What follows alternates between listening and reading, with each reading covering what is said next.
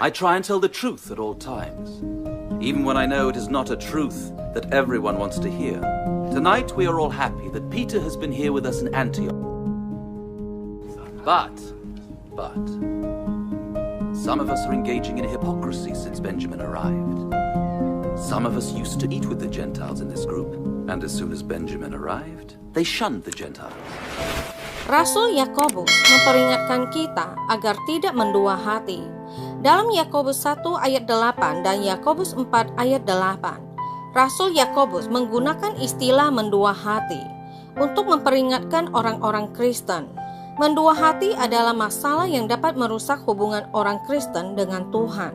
Ini menggambarkan seseorang yang terbagi atau bingung tentang minat dan kesetiaan mereka.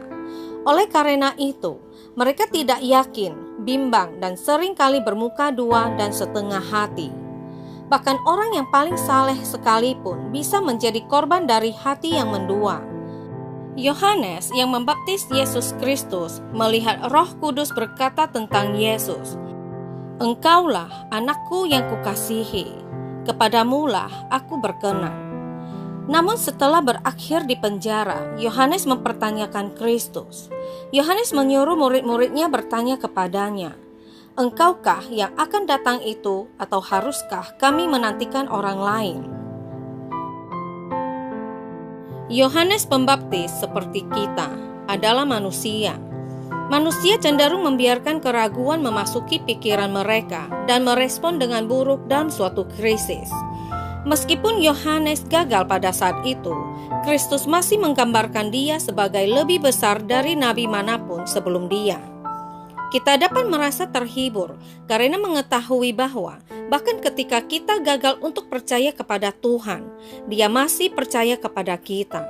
Dia berjanji untuk memulihkan iman kita jika kita dengan rendah hati mencari kehendak-Nya. Mungkin ada area-area di mana hati yang mendua dapat terjadi. Berikut adalah beberapa yang perlu Anda waspadai. 1. Motif yang berpusat pada diri sendiri. Hati manusia sering lalai dengan menjadi egois dan manipulatif. Filipi 2 ayat 3-4 mengatakan, dengan tidak mencari kepentingan sendiri atau puji-pujian yang sia-sia. Sebaliknya, hendaklah dengan rendah hati yang seorang menganggap yang lain lebih utama daripada dirinya sendiri. Dan janganlah tiap-tiap orang hanya memperhatikan kepentingannya sendiri, tetapi kepentingan orang lain juga. Kita tidak boleh mengikuti apapun selain rencana Tuhan. Kita dapat dengan penuh doa meminta Tuhan untuk mengungkapkan rencananya kepada kita, sehingga kita bisa memastikan bahwa kita tidak bersandar pada pemahaman kita sendiri. Tindakan kita harus selaras dengan firman Tuhan. 2. Berdoa dengan keraguan. Yakobus memperingatkan kita bahwa cara kita berdoa adalah area yang rentan terhadap hati yang mendua. Yakobus menggambarkan mereka yang berdoa secara tidak benar sebagai orang yang mendua hati, tidak akan tenang dalam hidupnya. Ketika kita memiliki keraguan di dalam hati kita, itu mempengaruhi cara kita berkomunikasi dengan Tuhan dan merusak hubungan kita dengannya. Apakah yang Anda doakan sesuai dengan keinginan Tuhan? Apakah sikap dan tindakan Anda selaras dengan kehendak Tuhan? Apakah motif Anda berpusat pada Tuhan? Tuhan akan menanggapi kita menurut kehendak-Nya, bukan menurut kita. 3. Melanggar kehendak Tuhan. Yohanes 14 ayat 15 mengatakan, "Jikalau kamu mengasihi aku, kamu akan menuruti segala perintahku." Tidak menaati rencana Tuhan demi jalan kita sendiri adalah dosa terhadap-Nya. Orang-orang Kristen yang mendua hati dapat mengasihi Tuhan, tetapi masih meragukannya, cukup untuk tidak sepenuhnya menyerahkan diri kepadanya. Anda harus mencerminkan kasih Tuhan dalam tindakan Anda, bukan hanya dalam kata-kata Anda. Kita juga tidak bisa selektif tentang aturan atau pedoman mana yang Dia berikan untuk kita ikuti. Kita harus menerima semua 10 perintah Allah sepenuhnya. Mengasihi Tuhan berarti menaatinya dengan sepenuh hati yang mempercayai rencananya bagi kita sepenuhnya. 4. Ibadah yang menyimpang. Yakobus lebih lanjut menjelaskan bahwa gereja dan rumah ibadah dapat mencerminkan hati kita yang mendua.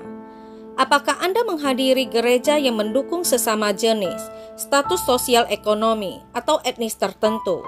Apakah mereka menerima semacam perlakuan khusus?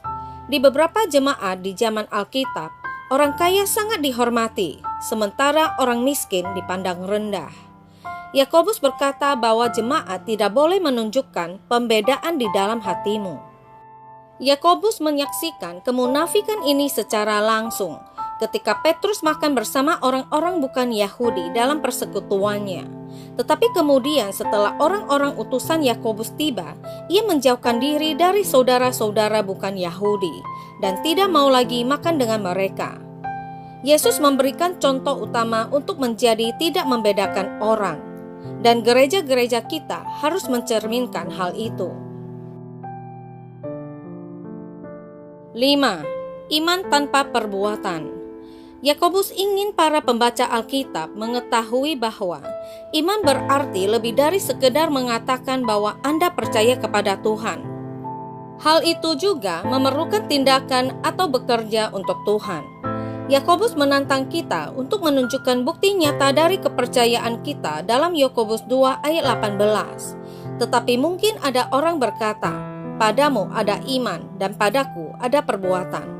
Aku akan menjawab dia, "Tunjukkanlah kepadaku imanmu itu tanpa perbuatan, dan aku akan menunjukkan kepadamu imanku dari perbuatan-perbuatanku." Yakobus mengajukan pertanyaan tentang iman Abraham untuk setiap orang Kristen. Kamu lihat bahwa iman bekerja sama dengan perbuatan-perbuatan, dan oleh perbuatan-perbuatan itu iman menjadi sempurna. Melalui perbuatan kita, hubungan kita dengan Kristus dapat berkembang. 6. Ucapan yang kejam. Setiap orang telah mencoba menahan lidah mereka pada titik tertentu, tetapi akhirnya mengatakan sesuatu yang kejam. Komentar yang tidak pantas mungkin keluar dari mulut Anda kadang-kadang, tetapi jika sering melakukannya adalah tanda kekristenan yang mendua hati. Yakobus menyebut tidak seorang pun yang berkuasa menjinakkan lidah.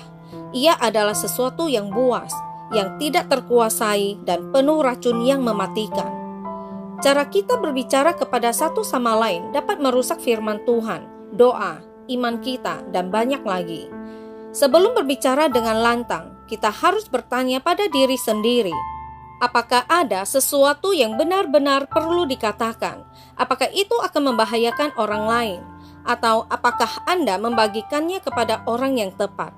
Dalam Yakobus 3 ayat 2 menyatakan, "Sebab kita semua bersalah dalam banyak hal. Barang siapa tidak bersalah dalam perkataannya, ia adalah orang sempurna yang dapat juga mengendalikan seluruh tubuhnya." Ketika kita membiarkan pengaruh luar mengendalikan hati dan pikiran kita menjadi orang Kristen yang mendua hati. Iman kita harus teguh dalam segala hal yang kita katakan dan lakukan. Fokus pada bagaimana menjadi gembala Yesus Kristus yang memiliki tujuan yang jelas dan tulus ikhlas, sehingga Anda dapat lebih dekat dengan firman-Nya.